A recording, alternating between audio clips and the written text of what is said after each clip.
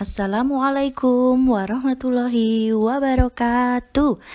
Hai anak-anakku semuanya, apa kabar kalian hari ini? Tentunya semuanya dalam keadaan sehat ya, dan siap untuk mengikuti pembelajaran kita hari ini.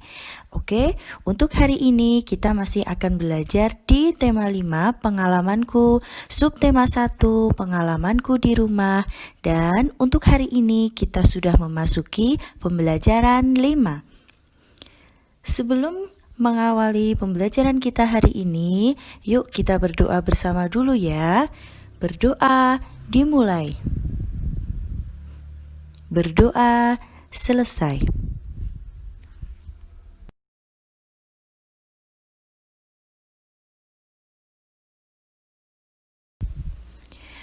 Pada sore hari, Benny mempunyai tugas. Tugas Benny membersihkan sangkar burung. Kemudian, Benny mengambil sangkar burung tersebut. Benny membersihkan sambil bernyanyi. Benny menyanyikan lagu yang berjudul Burung Kutilang. Nah, untuk mengawali pembelajaran kita hari ini, yuk kita bernyanyi dulu seperti yang dilakukan Benny ya. Judulnya Burung Kutilang. Pasti semuanya sudah bisa ya.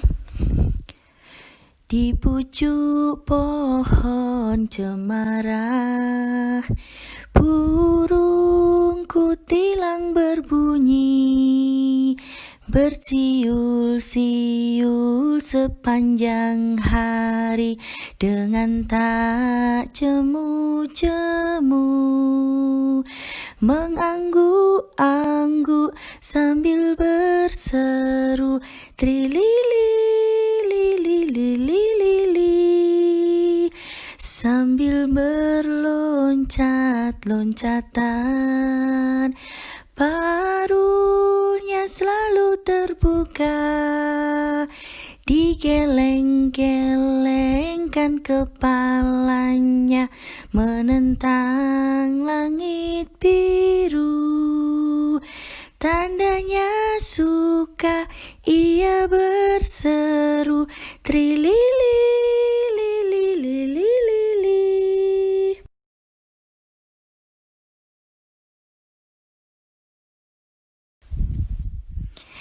Nah, dalam lagu ataupun puisi yang sudah Bu Umi nyanyikan tadi, Bu Umi sudah memberikan garis-garis berwarna merah di bawah beberapa kata dalam lagu ataupun puisi tersebut.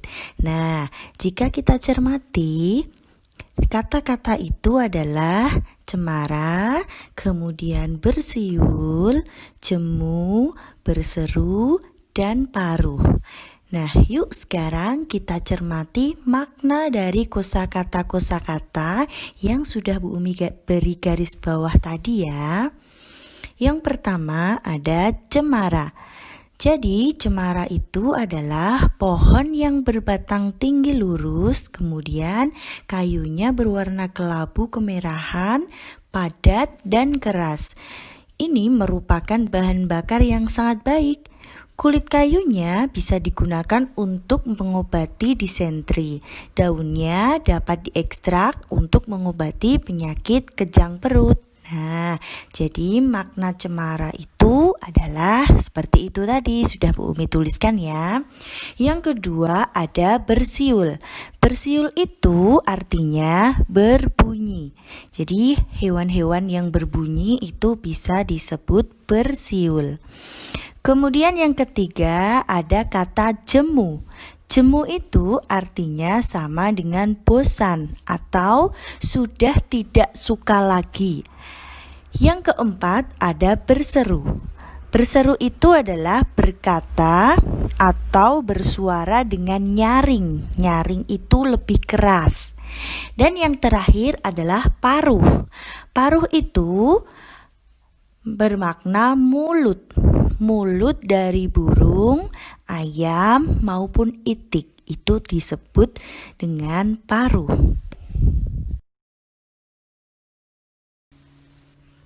Akhirnya, Benny telah selesai membersihkan sangkar burung. Benny menggantungkan sangkar burung di tempatnya semula.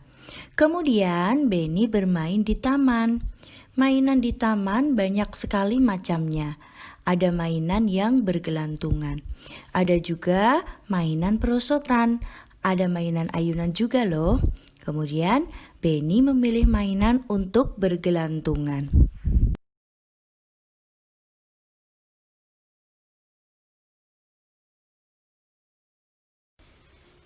Nah, sekarang coba perhatikan beberapa gerakan bergantung dengan tangan di bawah ini, seperti permainan yang dipilih oleh Benny tadi. Untuk gerakan yang pertama adalah tangan Benny bergantung, kemudian kakinya lurus ke bawah, seperti gambar yang bisa kalian amati ini ya. Yang kedua, tangan Benny bergantung, kemudian pahanya diangkat ke depan, seperti yang terlihat pada gambar. Gerakan yang ketiga, tangan Benny bergantung, kemudian kakinya ditekuk ke belakang. Gerakan yang keempat adalah tangan Benny bergantung, kemudian kakinya memanjang ke depan. Gerakan yang kelima yaitu tangan Benny bergantung, kemudian kakinya memanjang ke belakang.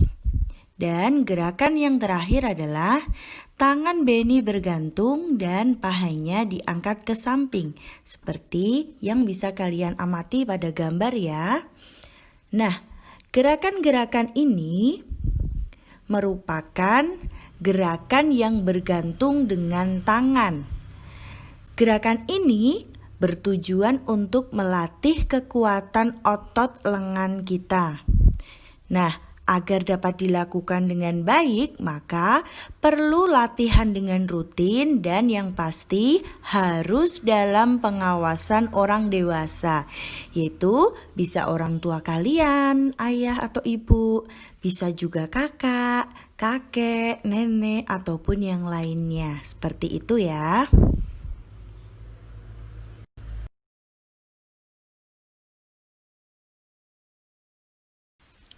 Nah, sebelum masuk ke materi selanjutnya, Bu Umi mau mengingatkan dulu nih.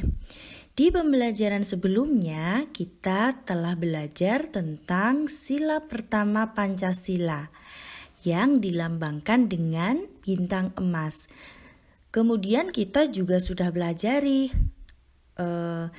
sikap-sikap yang merupakan pengamalan dari sila pertama Pancasila.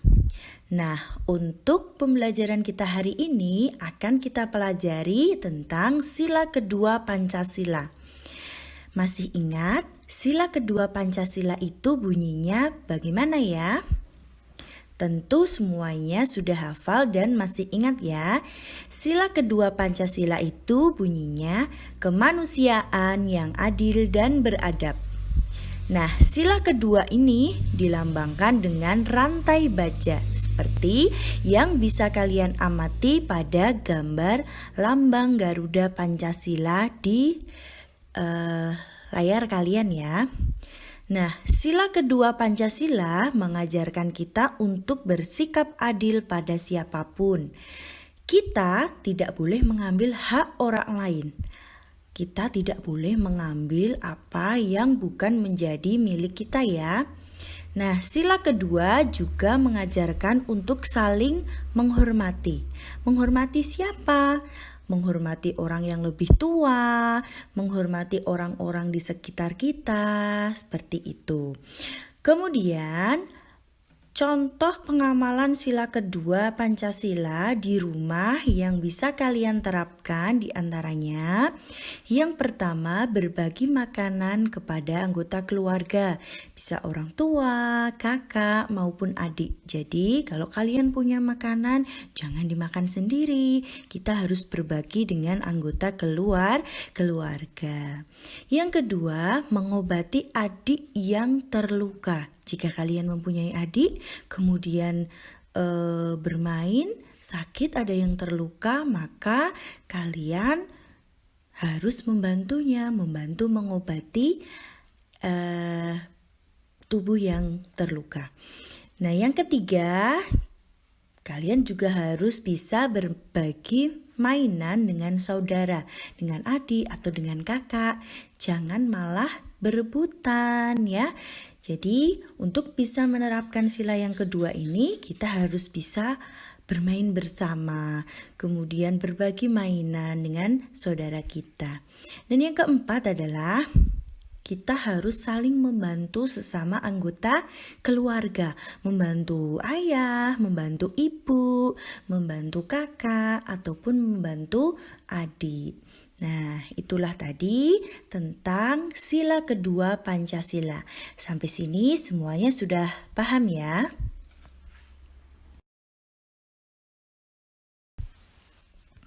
Benny mempunyai banyak teman. Benny juga anak yang baik. Benny pandai bergaul. Teman Benny ada yang menjadi pengurus masjid. Pengurus masjid tiba-tiba datang ke rumah Benny. Pengurus masjid perlu bantuan. Bantuan untuk korban banjir. Benny memberi sumbangan untuk korban banjir tersebut. Benny memberi contoh yang baik. Contoh ini juga sesuai dengan sila kedua Pancasila.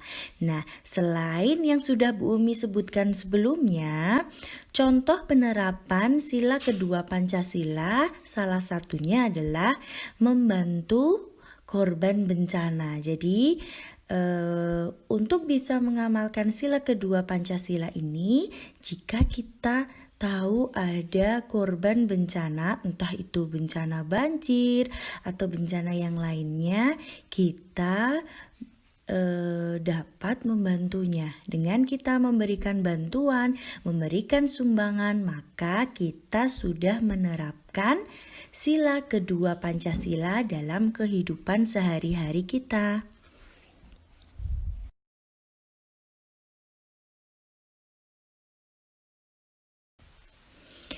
Hari ini tadi kalian sudah belajar beberapa materi yang sudah Bu Umi sampaikan sebelumnya ya. Untuk selanjutnya ada beberapa tugas yang harus kalian kerjakan sebagai latihan agar kalian lebih memahami materi yang sudah kita pelajari hari ini ya. Untuk tugas yang pertama adalah kalian amati gambar berikut ini. Kemudian pilihlah gambar yang menunjukkan sikap pengamalan sila kedua Pancasila.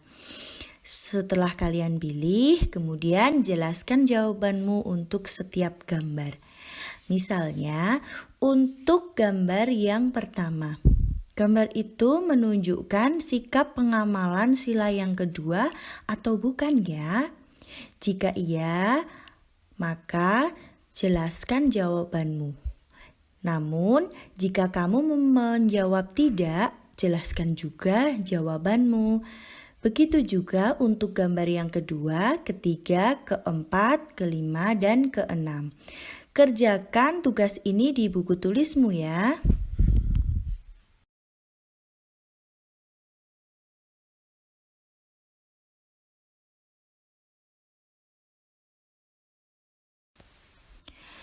Kemudian untuk tugas yang kedua adalah ceritakan pengalamanmu yang menunjukkan sila kedua Pancasila di rumah. Tuliskan ceritamu itu dalam bentuk kalimat-kalimat ya, bebas. Mau berapapun kalimatnya, yang penting bisa menceritakan pengalamanmu yang menunjukkan sila kedua Pancasila di rumah. Kerjakan juga di buku tulismu ya.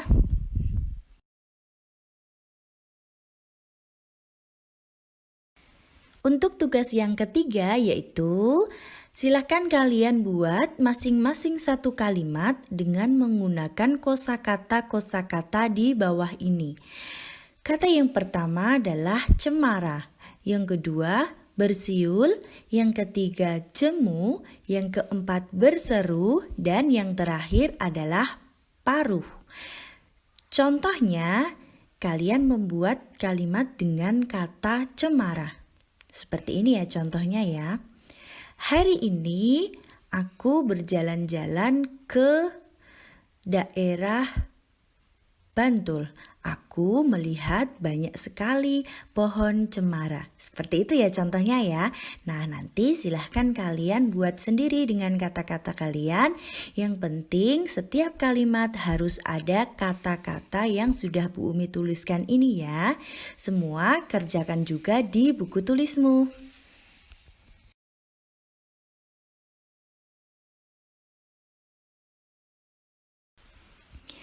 Pembelajaran hari ini cukup sampai di sini dulu ya. Semoga kalian memahami apa yang sudah Bu Umi sampaikan hari ini. Dan jangan lupa kerjakan tugas dengan mandiri.